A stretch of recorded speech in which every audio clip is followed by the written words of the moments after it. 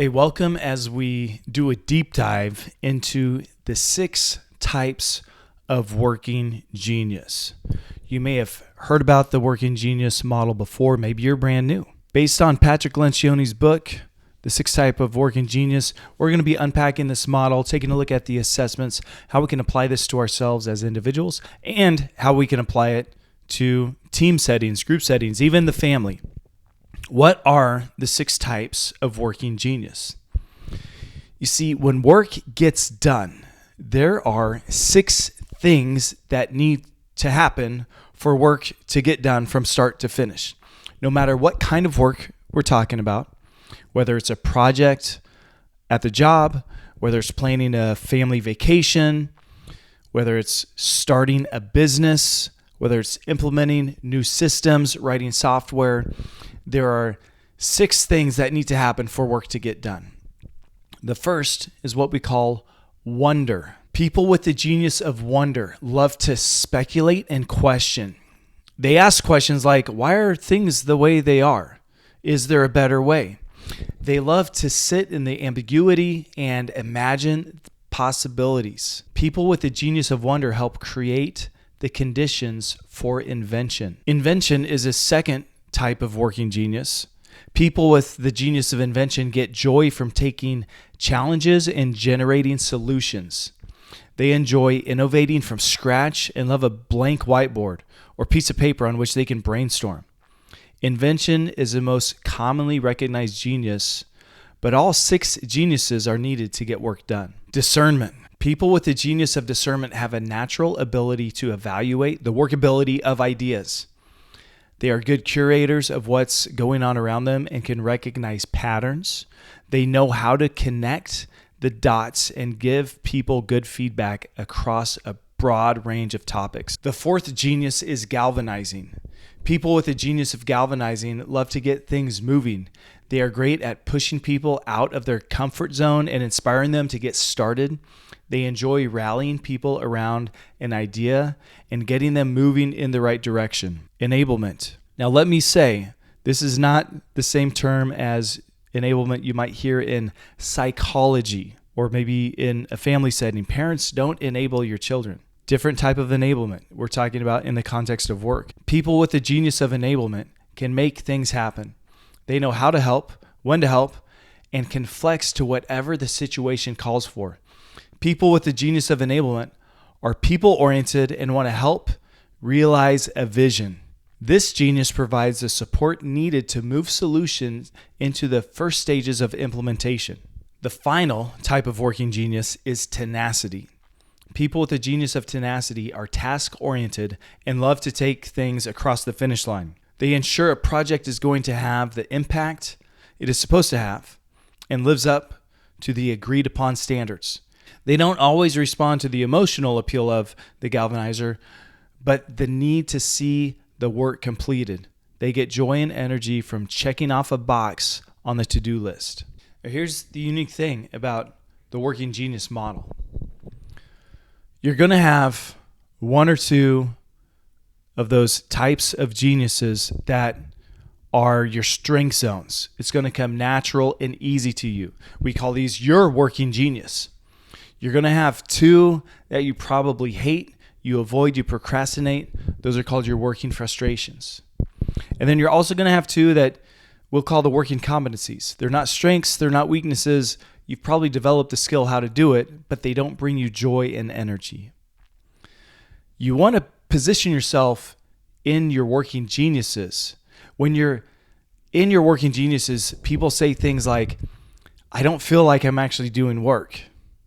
I enjoy showing up and doing my job. I would almost do it for free if I could afford to. In this model, there are 3 stages of work. The first stage is called ideation. This is where the wanderer and inventor are coming up with new problems and new solutions. The second phase is activation.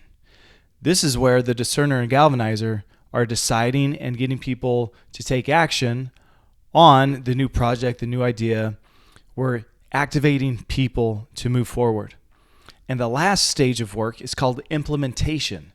This is where enablement and tenacity are really kicked into gear They're really moving the project into activation and into finishing, taking it through to completion. These stages of work are really, really important to be able to recognize and identify for a variety of reasons. I'm going to come into the application of these a little bit later in the video.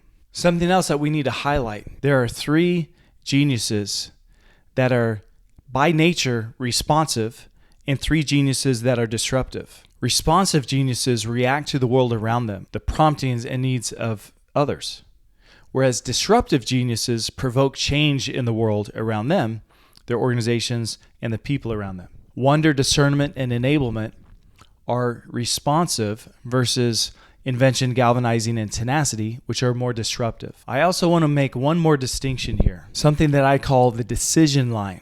At some point, a decision has to be made in between the wanderer coming up with a problem that needs to be solved and the tenacity finishing the project. At some point, there's got to be a decision that, yes, this problem is the right problem to address. The inventor has come up with the right solution, and the discerner has discerned that we need to move forward with this. In between discernment and galvanizing, that's where the decision line should lie. And notice it's in the activation stage. Once a decision is made to move forward, at that point, the galvanizer can start rallying people, enablement can start helping out, and eventually tenacity is going to finish the project and ensure completion. If that decision line is in the wrong place, things begin to fall apart. A good way for me to illustrate how all the geniuses come together and work together in unison is through an illustration of altitude of an airplane. Imagine that we're flying on a private jet circling around the United States. We're just having a fun time because it's a private jet. There's some luxurious experiences. But the wanderer says, hey, we can go anywhere in the country. I wonder if we should get lunch somewhere. It's a little unique. The inventor drops down from 30,000 feet to 25,000 feet and says, yes, in fact, I have an idea. There's a great restaurant in Breckenridge, Colorado. Let's go there. Drop down to 20,000 feet. The discerner says, you know what? I like the idea, but I think there's a blizzard in Colorado right now. We should check to even see if the Breckenridge airport is open. The discerner kicks it back up to the inventor. After they do some research, they discover, sure enough, the airport isn't open in Breckenridge. So the inventor goes, in Texas, there's always good weather. What if we go get some Texas barbecue? Let's aim for Austin, Texas. Discernment says, I think that's a better idea. We cross that decision line. We're going to Texas barbecue in Austin. The galvanizer steps up and starts saying, we need someone to make reservations. We need someone to book an Uber from the airport to the restaurant. We need someone to let the airport know that we're coming into land. Enablement steps up. One person says, I'll make the reservation. The other person says, I'm willing to help. I'll get a hold of the airport, let them know we're coming in. The third enablement person says, I'll even book the Uber from the airport to the restaurant. We got it covered. Okay, we're getting pretty low. Now, go down to 5,000 feet. Tenacity is the pilot saying, buckle your seatbelts, tray tables up. We're bringing this plane down for a landing. We're going to touch down. And that's the order of altitude which we should descend from a pie in the sky idea to a plan and execution all the way to ground level. Now, this is what happens when we don't understand the order in which work gets done, or we don't understand every genius of the 6 types of working genius. Imagine the wanderer flying at 30,000 feet says, I wonder if we're going to get something to eat for lunch. And the pilot immediately starts dropping down to land. Ooh, you know that feeling when your stomach goes up, right, on a quick descent? Or turbulence. People start getting motion sick, a little turbulence. It's not pleasant. That's what happens when a wanderer says, I'm wondering about this. Is this a possible problem? And a tenacity begins to try to finish the work. We haven't come up with a good invention yet. We haven't come up with discernment, galvanizing, enablement. So we have to go back up. Or what if the inventor says, I know, let's go to Breckenridge. And the enablement team immediately begins booking reservations and Ubers and contacting the airport. That's turbulence. We haven't decided if that's the best place to go. So we got to pull back up. What if discernment says, okay, let's go to Austin, but we skip over galvanizing enablement and land, and we might be in airspace that we're not supposed to be in. We might have a place for our airplane to go. We don't have a ride to the airport, so now we're sitting around thinking, oh, I wish we would have got to work a little sooner than when we got here. You see this in meetings a lot. Wonders, inventors working in that ideation stage, talking out loud, brainstorming, marking up the whiteboard, and someone goes and starts to implement things before discernment has decided if this is what we do, before galvanizing delegates to enablement team. A whole lot of things can go wrong. Or maybe you've been a part of a team where there's been an idea that's been cast out and the team starts working on it, but then 6 months later, someone in upper management or leadership decides to cancel that plan and start working on someone else's plan. That can be very frustrating. You put all this time and energy into the project and now it's just canceled. That's what we call turbulence in a meeting, in a project, in a company, and we want to take that away by utilizing the 6 types of working genius. So how does this work? I've already told you, you can find and discover your own working genius, your working frustrations, and your working competencies. You do this by taking the online working genius assessment. I send you a link, you fill it out, and you discover your geniuses, competencies, and frustrations. So what do we do with that individually? Well, first of all, we can start to eliminate guilt and judgment. Now, what do I mean when I say guilt and judgment? A lot of times we feel guilty because we only have a couple geniuses and other people have different geniuses. I remember I used to feel guilty delegating things to people with the enablement genius because I felt like as a leader, I shouldn't be asking people to do things that I wasn't doing myself. But as the organization grew and the mission got bigger, there wasn't any way for me to be hands-on at every step of work. I had to delegate. When I realized that some people's genius is enablement, it really helped me stop feeling guilty about delegating to the enablement team. Now, not only does this model help me eliminate guilt, it also helps me eliminate judgment. It's easy. If we go back to the disruptive and responsive types of genius, it's easy to look at the responsive geniuses and go, why don't they take initiative? Why do they always need to be prompted? Well, in the flow of work, that's not a matter of laziness or work ethic. It's a responsive thing. Wonder, discernment, enablement, all responsive. They need to respond. Conversely, look at the disruptive geniuses. Invention, galvanizing, and tenacity. Disruptive by nature. The inventor is going to hear a problem that the wanderer brings up and start working on a solution. The galvanizer, once that decision line is crossed, is going to start delegating. And tenacity isn't going to let a project go on forever. They're going to wrap things up, tie up the loose ends. And they're not being abrasive. It's not a personality thing. That's a work model thing. They have to be somewhat disruptive. And it's easy to judge others if we don't understand this. We can chalk it up as a work ethic, maybe personality thing, when really it's a workflow thing.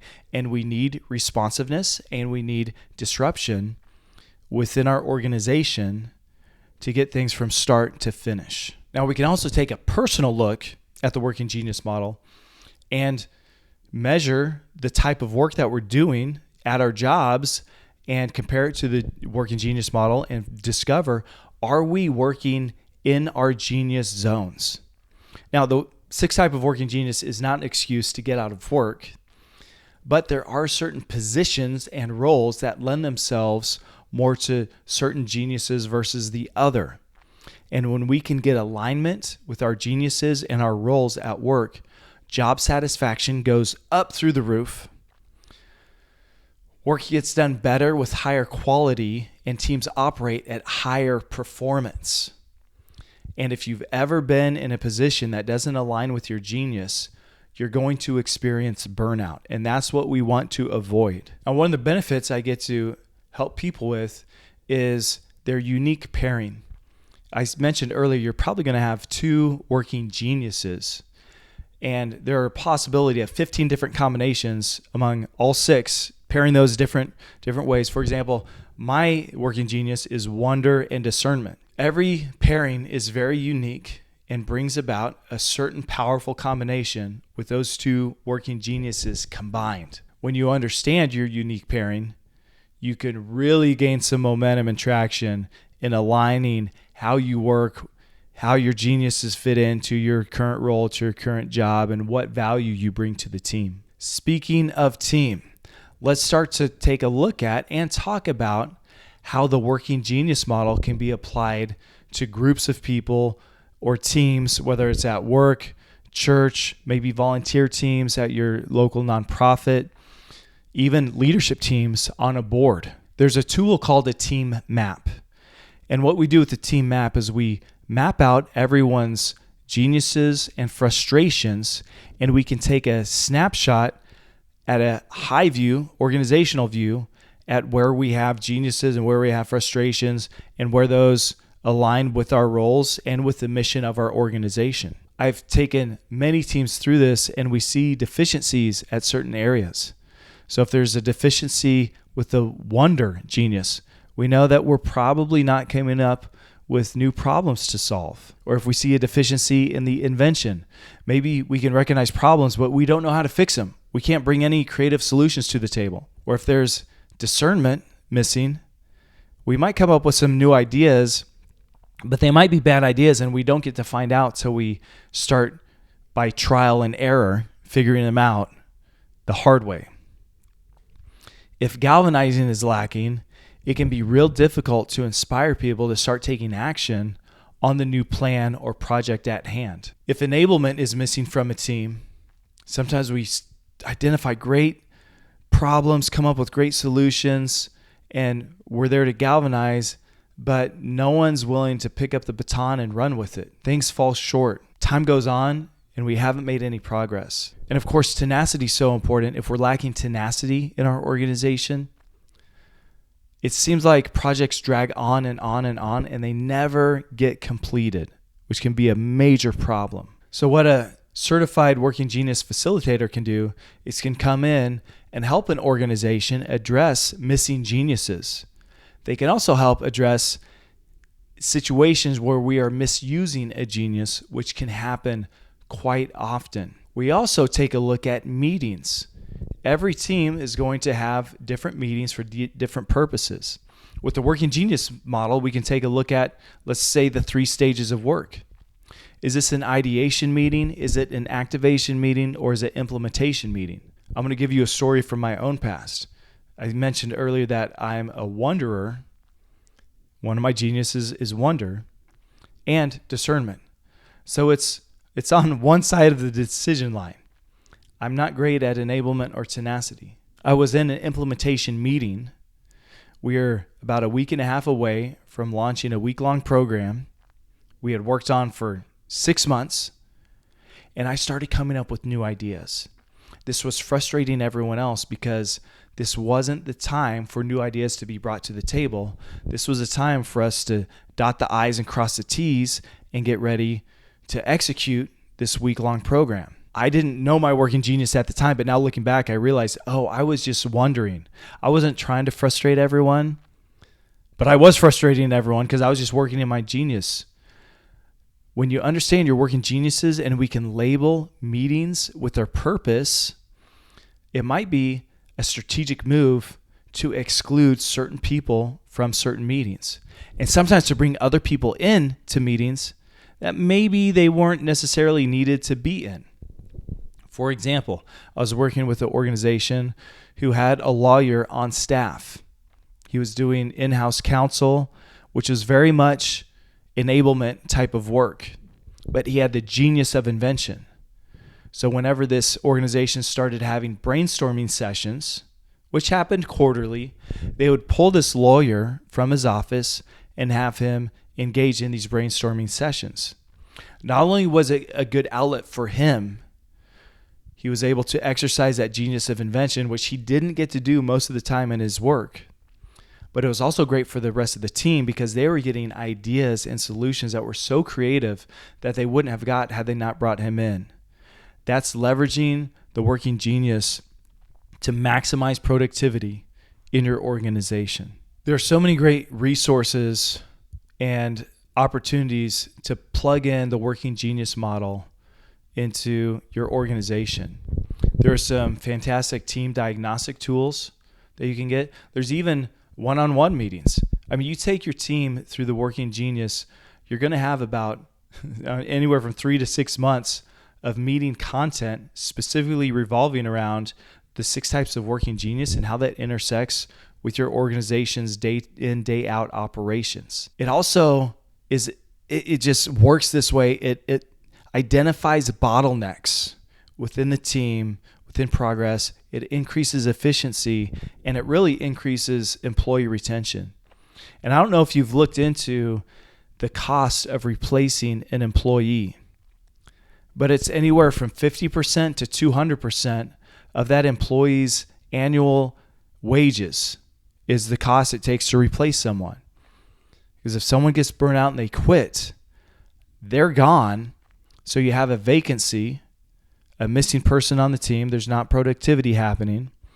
You have to go through the interview process and the recruiting process, which costs money. You have to pay your probably HR department or an external firm to find a replacement. And by the time you do, not only you pay the HR firm or you're paying your own people internally, but a lot of times there may be relocation costs, new onboarding, which takes time and money. And come on, we also know a lot of times we have to pay a little more to bring that new person in than what we were paying the old person. So employee turnover is so expensive. There are so many hidden costs when it comes to employee turnover. That's why employee retention is so valuable. And the 6 types of working genius is so good at employee retention. I think that's one of the greatest strengths of utilizing this model is we take a step back, we take a look at everyone, and even down to the individual, we can measure job satisfaction. And sometimes it just takes a role change, a responsibility change. We keep that person on board, and all of a sudden they go from hating their job to loving their job. When you're working in your genius, it's a joy to show up and be a part of the team. When you're working in your frustration, you tend to procrastinate or skip steps. But here's a scary one, is your working competencies.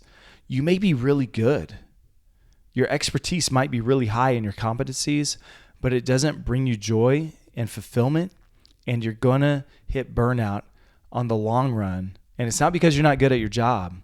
It's because you're not working in your genius mode. That's why it's so important for you as a leader to be able to help your team members, your subordinates, to know whether or not in the long run, if they really are working in their genius or not. As you can imagine, it takes a very secure leader to implement the 6 types of working genius within your organization, because you might hear things you don't want to hear. You might even discover things about yourself that, may make you look less than perfect. But secure leaders are willing to take a look in the mirror and go, okay, how am I doing as a leader? How is the team doing on a performance level? And how can we grow and get better? When you step into that security, I'm telling you, implement the 6 types of working genius, productivity is going to go up, team satisfaction is going to go up. I'm telling you, everything gets better and nothing gets worse. The team is able to identify other geniuses and bring them in for certain projects, bring them in for certain moments along the process of how work gets done. So we call that breaking down silos. Sometimes we'll pull someone from another department because they have a particular genius that we are lacking on our team, but we work together to push the ball forward. So this is a very quick unpacking and explanation of the working genius. If you want to take a deeper dive on it, get a hold of me and let's talk.